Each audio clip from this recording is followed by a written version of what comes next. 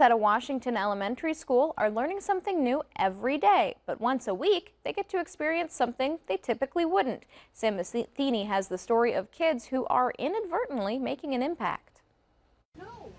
Thursday mornings at John L. Hensey Elementary in Washington are marked not by a pencil or by a crayon, Good morning, Eddie. but by a special tradition that started last school year. Well, they always encourage us. Once a week, these local veterans greet students at the door with a crisp high five and a fist bump.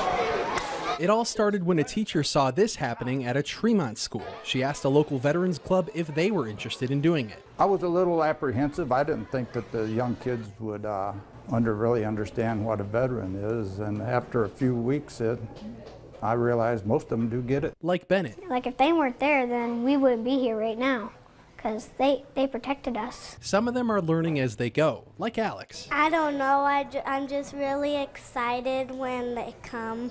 Being here today is an experience unlike any other before. For Vietnam veteran Andy Cervantes, this was his first time coming. These kids look at you with their little eyes, and not only does it light up your day, it lights up your soul. Last year I was here every Thursday, and I really enjoy it. That's what I live for. A lot of them, they come around and they said, hey, thank you for your service. Every fist bump, clap, and thank you is healing. Good morning to you. For the ones who sacrificed and risked their lives. Being here today has taught me another lesson. I'm never too old to grow and learn. For every American. Thank you for our service. Thank you.